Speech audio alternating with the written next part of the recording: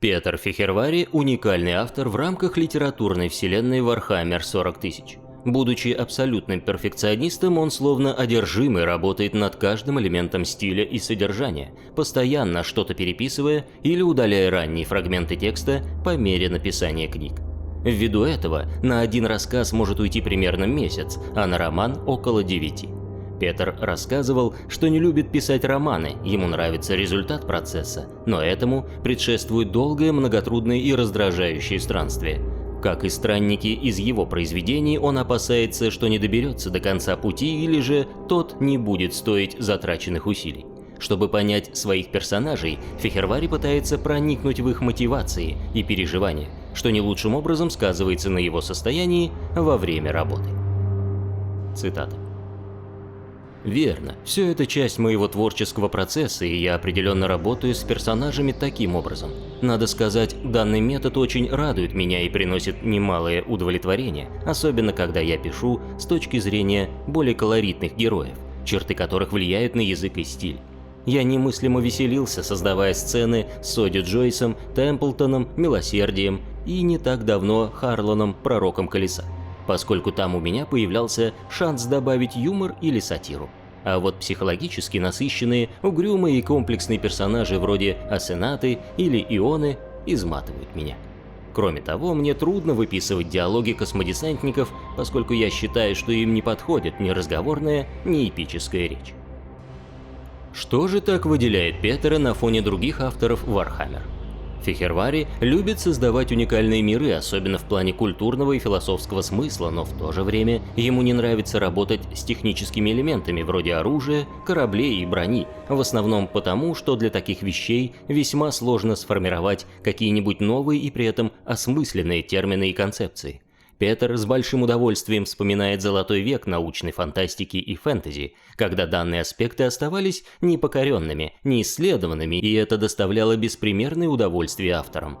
При этом специфика деятельности писателя в рамках вселенной Warhammer состоит в том, что тут можно не изобретать всю эту материальную базу, она уже готова, а сосредоточиться на персонажах, предысториях и сюжете. Огромное удовольствие приносит работа над самостоятельно придуманными планетами, полками имперской гвардии и орденами космического десанта. Это дает автору огромную свободу в развитии их историй, ведь если ты рассказываешь об официальных орденах и фракциях, следует учитывать их общую историческую базу и планы Games Workshop на них. Но это не значит, что Петер не хотел бы написать о 1000 сынов, Альфа-легионе или Повелителях Ночи. Именно такая свобода вдохновляла его в случае с ангелами сияющими, кающимися.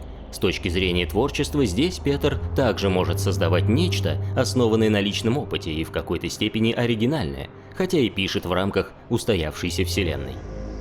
Цитата.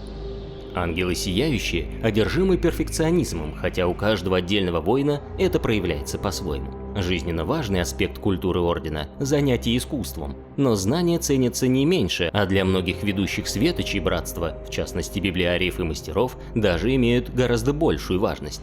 Например, Цан воспринимает мир как чисто механическую систему, которую можно схематично описывать и настраивать, оптимизировать словно некое точное устройство. Сатори видит реальность совсем иначе, как обширную паутину взаимосвязей, изначально хаотических и несовместимых со здравым смыслом. Если сравнивать с детьми Императора, то лишь немногих сияющих привлекает чрезмерная стимуляция органов чувств, хотя воины некоторых рапсодий, в особенности империйной, склонны к таким порокам сильнее других. Капелланам-бичевателям хорошо известно, чем грозит стремление к безупречности, поэтому их задача состоит в том, чтобы активно оберегать капитул от удела, постигшего детей Императора или 1000 сынов. Духовники – темная свеча, что приглушает излишне яркие порывы их братьев. Вот так я могу говорить о сияющих очень долго. Концепция хаоса. Петера не особо интересуют божества, которые ведут себя как неимоверно могущественные люди с замашками космического масштаба. Они не кажутся ему достаточно чужеродными или пугающими, тогда как древние, созданные Лавкрафтом, выглядят по-настоящему нечеловеческими. В общем, в текстах по Сороковнику он старается избегать бесед с демонами и тому подобного. 4 пути разложения воспринимаются им как воплощение чрезмерных проявлений ярости, упорства, честолюбия и стремления к совершенству. Любая из этих черт может стать плодотворной, если контролировать и сдерживать ее. Но если не подчинять их какой-либо цели, они начнут вредить и вам, и окружающим. Цитата. «Да, в молодости я отличался крайним идеализмом и твердо намеревался понять, как работает мир. Больше того, мечтал изменить его, как часто бывает с юными идеалистами. Поэтому я начал изучать философию в университете, делая упор на теорию нравственности и метафизику. С годами и жизненным опытом я приобрел толику реализма и смирения, что вполне подходит под определение мудрости. Но революционный пыл во мне не угас. Хочу верить, что это проявляется и в моих книгах. Вселенная Сороковника работает так, что твердые убеждения, в частности религиозные, способны преобразовывать мир. Не углубляясь в то, как это устроено в нашей реальности, скажу, что данный факт – одна из тех причин, по которым меня так восхищает метафизика Вархаммера. Такие явления одновременно пугают и вдохновляют. Петр пишет в рамках старого Вархаммера. Действие всех книг Петера происходит вне основного и актуального таймлайна. Он все еще следует прежней концепции Вселенной. Он практически не следит за современным Сороковником, поэтому не знает точно, что там происходит с примархами в настоящее время, по игровому календарю. Как ему кажется, трагедия Империума и, по большей части, его величественная обреченность объясняются утратой этих блистательных и грозных лидеров. Если вернуть их, весь ужас положения, несомненно, ослабнет, и у человечества появится какая-то надежда. Так или иначе, Петр понимает, почему Games Workshop решила возвратить примархов. Подозревает, что они один из главных пунктов в списке того, что хотят увидеть поклонники Warhammer, в особенности новая аудитория. Цитата. «Да, я полюбил именно эту, прежнюю версию Сороковника. В подростковом возрасте меня зацепили и еще очень долго не отпускали, как концепция вопиющей мрачности и безнадежности, так и иллюстрации, где воплощались эти образы. Я считаю, что тот вариант вселенной достаточно нишевый и привлекает далеко не всех. Вероятно, поэтому Games Workshop переделывает ее в нечто по-прежнему крутое, но более приемлемое для массовой аудитории. По крайней мере, так мне кажется. Честно говоря, для них подобный выбор разумен, но это уже не мой Сороковник». В безумном мире преуспеют лишь безумцы. Петру не нравится давать ответы, он любит придумывать новые вопросы. Для него писательство не профессия, а увлечение. Ему хочется, чтобы люди обсуждали его истории, строили теории, собирали картину из кусочков пазла. Мы смотрим на них, изучаем, складываем и пробуем так и сяк. В итоге у нас получается уникальный образ, созданный нами самими. Такой подход очень схож с тем, что проповедует Дэвид Линч. Стиль и смысл должны быть связаны. Герой как бы не думает, а рассказывает о происходящем. Тайные и неразрешенные вопросы – самая ценная часть истории, поскольку наполняют ее жизнью. Они делают историю лично твоей, побуждают нас к обсуждениям и дискуссиям. Цитата. «Именно так. Причем из-за такого подхода писать становится намного сложнее, но также интересней, поскольку я чувствую, что более плотно взаимодействую с персонажами. На создание загадок меня вдохновляет желание того, чтобы мои произведения выходили за рамки написанного мною. Я хочу, чтобы они переходили от меня к читателям, обретая собственную жизнь и развиваясь дальше.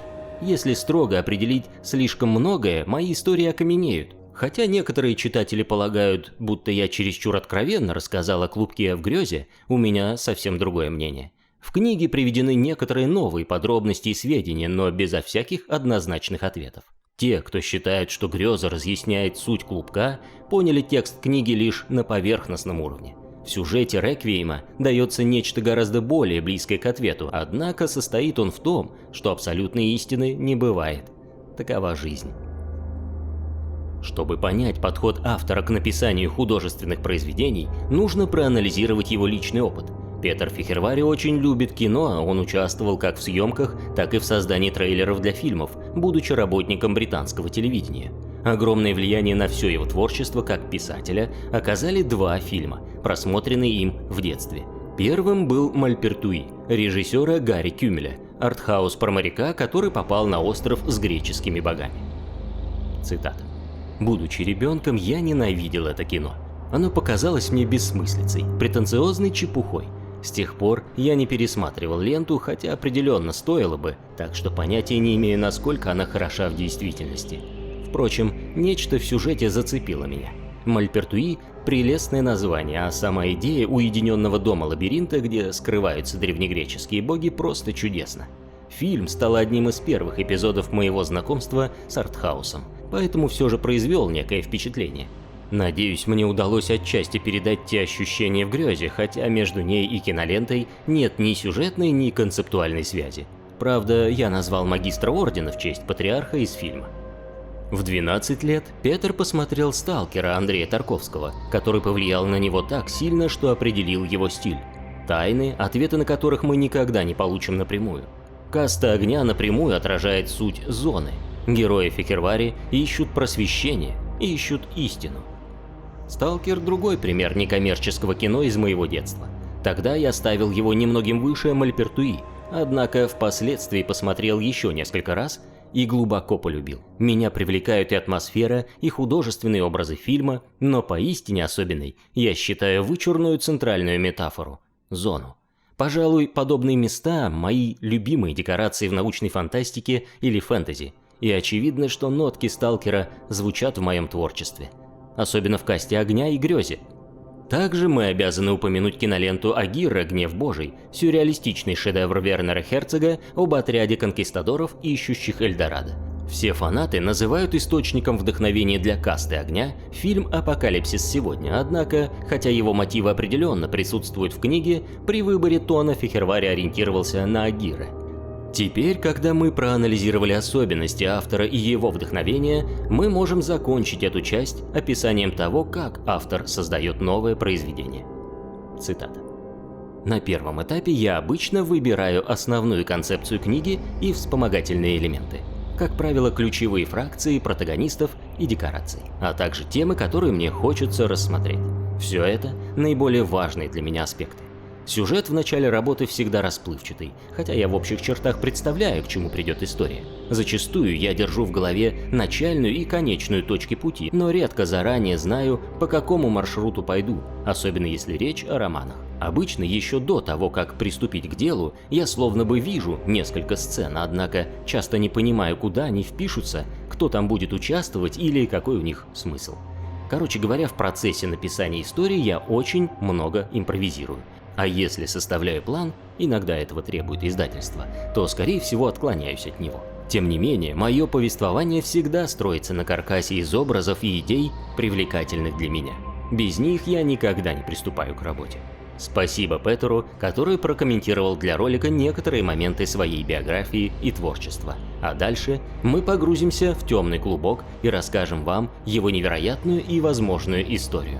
Попытаемся распутать его.